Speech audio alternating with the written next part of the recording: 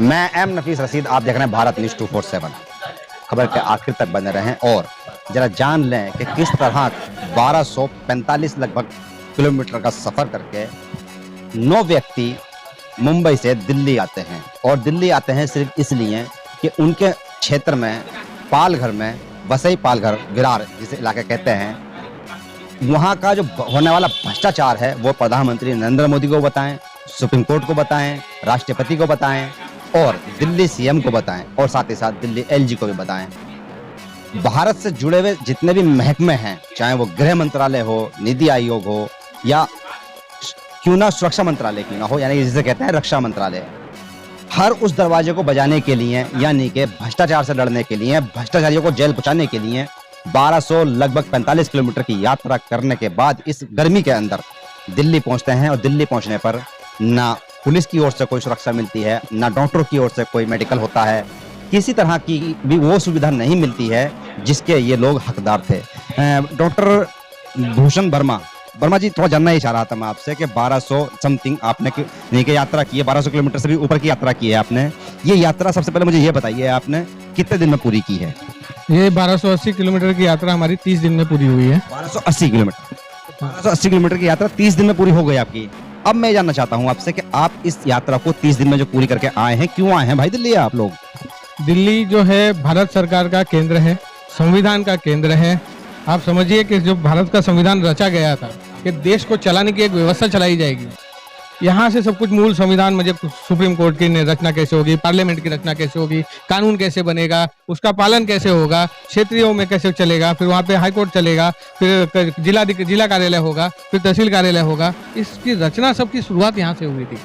अब यहाँ से जब वो फैलते फैलते गाँव तक पहुँचा तो जो अधिकारी बिठाए गए कि जो लोगों के साथ में न्याय करेंगे, जो उनके अधिकारों की रक्षा करेंगे, जो वहाँ का सच को आगे लेकर के आके उसको न्याय व्यवस्था के सामने रखेंगे, उन अधिकारियों ने उसके ऊपर एक तरफा हमला करके, अतिक्रमण करके उसमें भ्रष्टाचार करना शुरू किया और लोगों के हक को दबाना शुरू किया और अपराधियों को उसमें शह दे करके अपराध को बड़ा किया उन्होंने। महाराष्ट्र में पालघर क्षेत्र में आपकी किसी ने नहीं सुनी?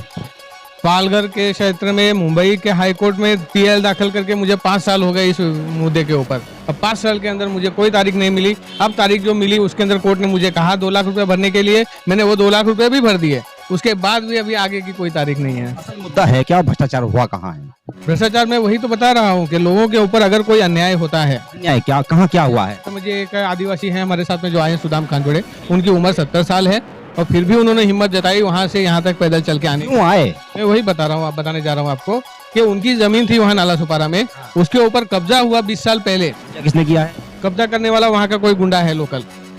हाँ, तो वो गुंडे ने कब्जा किया। अब ये बेचारे पढ़े लिखे नहीं थे, ये फिर भी पुलिस स्टेशन गए कि भाई पुलिस से मुझे न्याय मिलेगा, लेकिन पुलिस ने उनकी दखल नहीं ली 15 सालों तक। कोई खबर नहीं ली, कोई एफआईआर दाखिल नहीं हुआ 15 सालों तक।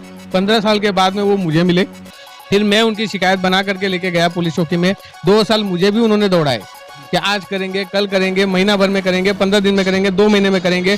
फिर ये अधिकारी बदली हो गए, दूसरे अधिकारी आ गए। 2 साल के बाद में जाके फिर कहीं वो एफआईआर दाखिल हुई। आप बताइए, 20-17 साल पहले अपराध हुआ है, उस अपराध का अगर दखल ही 17 साल बाद होगा तो उसके एविडेंस कहाँ होंगे, विटनेस कहाँ से खड़े होंगे, कोर्ट में क्या चलेगा, जज क्या निर्णय लेने वाले हैं? उसके बावजूद भी तहसील कार्यालय में उनकी केस चल रही थी, वहां से निर्णय आ गया कि भाई जमीन उनकी है, उसको खाली करके दे दिया जाए। उसको भी 3 साल हो गए। तहसीलदार बोल रहे हैं महानगर पालिका ने खाली करना चाहिए, महानगर पालिका बोल रही है तहसील ने खाली करना चाहिए। कागजों का खेल चालू है, लेकिन उस व्यक्ति को आज 20 साल के बाद भी न्याय नहीं मिला है।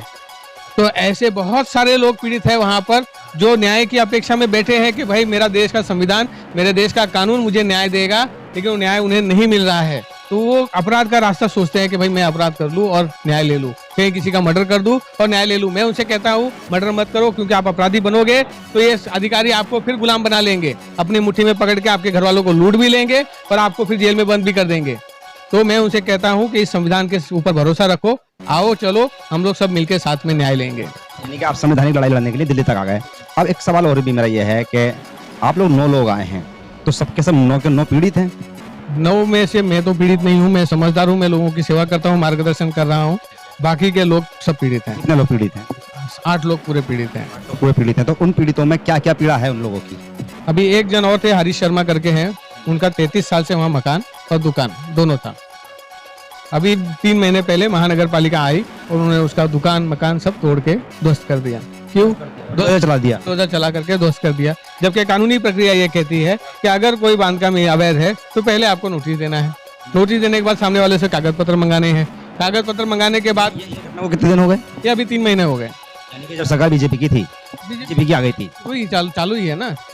बीजेपी की सरकार आज से थोड़ी है, जब देवेंद्र फडणवीस मुख्यमंत्री थे तभी भी थी। उद्धव भी तो रहे हैं ना। उसके बाद में उद्धव ठाकरे आए 2.5 साल के लिए, वो 2.5 साल के बाद चले गए। फिर अभी ये आए हैं देवेंद्र फडणवीस वापस से, इनके साथ में एकनाथ शिंदे के साथ। कि डबल इंजन की सरकार में ये काम हुआ है। मैं अपना अनुभव बताता हूँ। 2014 से पहले, 2014 जब ये कमल का फूल खिलना चालू हुआ, कमल का फूल उससे पहले कम खिलते थे, 2014 के बाद खिलना ज्यादा चालू हुआ। 2014 के पहले मेरा जो अधिकारियों के साथ अनुभव था कि एक हवलदार अपने व्यक्ति स्तर पे करप्शन करता था, एक SI SHO PI जो होता था वो अपने लेवल पे करप्शन करता था, एक SP कमिश्नर करता हो नहीं करता हो उस समय, लेकिन वो अपने लेवल पे करता था। अगर हवलदार का करप्शन PI को पता चल जाए तो हवलदार डरा हुआ रहता था। PI का करप्शन SP को पता चल जाए तो PI डरा हुआ रहता था। क्योंकि एक मसले में जब मैं गया था SP साहब के पास, PI को बुला के उन्होंने उठक बैठक करवाया था पब्लिक के बीच में, क्योंकि उन्होंने 3 लाख रुपए मांगे थे किसी फिरियाद। और अब ऐसा हो गया है कि हवलदार से लेकर के आप DGP तक चले जाओ, किसी को डर नहीं है कानून का कि वो करप्शन। भ्रष्टाचार की टीम बना ली है, संगठित हो गया है भ्रष्टाचार, एकदम संगठित। मतलब नीचे से ऊपर मंत्रालय तक आप चले जाओ, कोई कहीं सुनवाई करने के लिए तैयार नहीं है। यानी कि मकान गया। हाँ, मकान गया।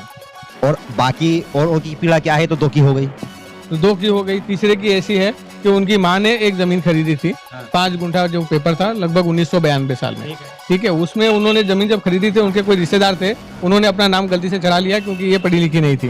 डॉक्टर साहब ऐसे 1 2 3 और इस तरह का 8 की है। वो केसेस होंगे 8 से मतलब ज्यादा ही है। आज मेरे को बताइए, मैं एक व्यक्ति हूँ, मेरे पास आने वाले लोग लाखों में सिर्फ 8 लोगों ने ही ये हिम्मत करी कि 1280 किलोमीटर चला जाएगा। ठीक है, 8 लोगों में से ये मेरे पास जो अप्रोच हुए हैं, मेरे पास कम से कम 25 से 30 लोगों की संख्या नहीं आए, बाकी आ नहीं पाए। उन्होंने अपनी अपनी कुछ मजबूरियां बना ली, कुछ तो डर के मारे नहीं आए होंगे, कुछ पैदल चलने की ये दूरी।